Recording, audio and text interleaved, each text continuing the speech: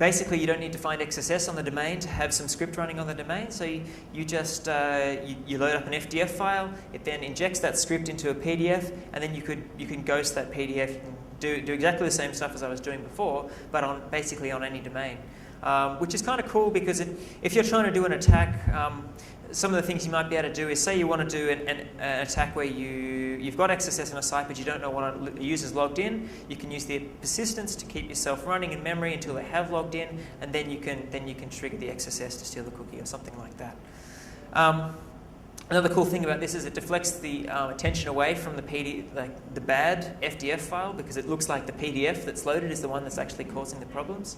Although I did notice some limitations with using FDF and the sort of persistent stuff. Basically, there was the XML channels I talked about before will have a warning, whereas in a normal PDF it won't. And also some strange timing behaviors. Sometimes it would make requests, sometimes it would queue them up, that sort of thing. So it's not quite as stable. Okay, so to summarize, basically it's possible to create a PDF which prevents itself from being unloaded by using infinite loops. You can create a command and control channel from that PDF, even cross-domain. Now, from there, the attacks are somewhat limited in terms of being able to get back to the browser, but there's certainly a lot of other potentials. The fact that you can pop a window is pretty useful, especially for someone like advertisers. I wouldn't expect this to be used in like a typical, I guess, sort of like a zombie or a botnet type of thing. It's too unstable. It's, it doesn't last that long. If the user notices, they kill the process, that sort of thing. But certainly for malicious advertising, you want an ad to stick around and get its message out. Well, this will do that. So there's definitely the potential there. And obviously, finally, if you've got a PDF and an open redirect, you've got cross-site scripting. What do we do about it? Well, if you're a plugin developer, you need to consider timing and loop attacks when designing plugin architecture. I didn't actually see any issues in plugins with the timer mechanisms. That's what the Calibero attack was a set timeout issue, but that wasn't the case in any of the plugins I tested, but certainly the loop attacks are. Content shouldn't be allowed to consume resources after the parent window is closed.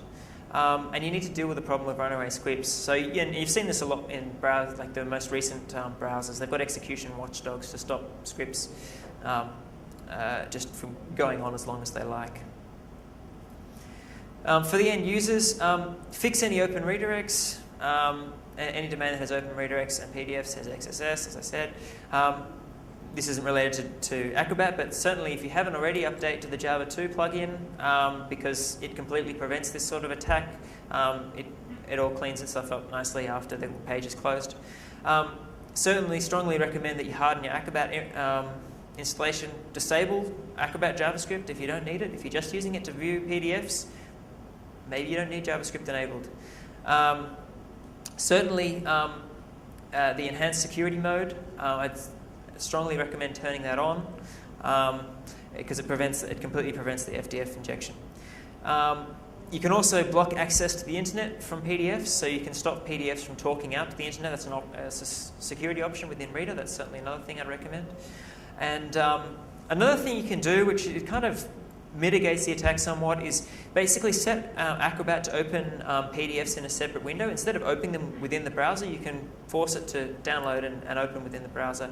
And it doesn't prevent the attack completely, but a lot of the attacks that I was trying, they didn't work really within Reader because you get a lot more warnings when you're in Reader. If it tries to make any connection to the internet, you get a warning.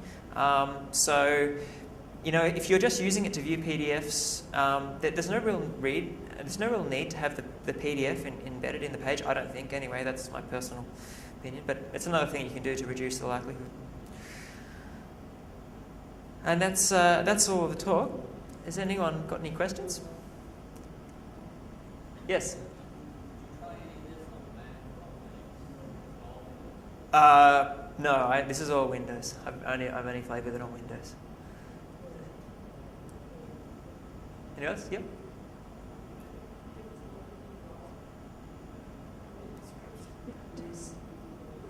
Test.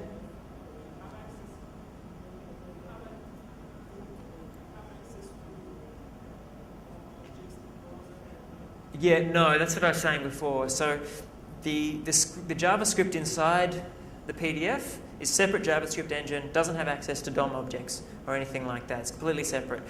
You used to be able to do with the form.submit or any other function that could take a URL, you could put a JavaScript URL in there, and then you could get some JavaScript running. You still don't have access directly, but you can do things like, you can send some script that then maybe makes an iframe and then makes a request or something tricky like that. But yeah, you can't do that anymore. But you can, as I said, you can do it with the FDF.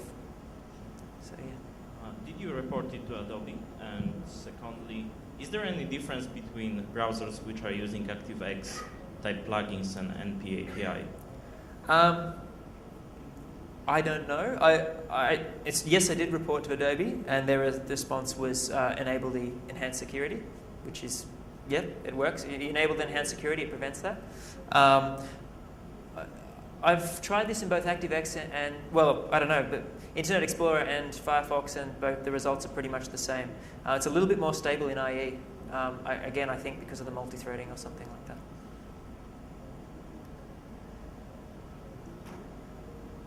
Any more? Okay, thank you. Thank you very much, Paul.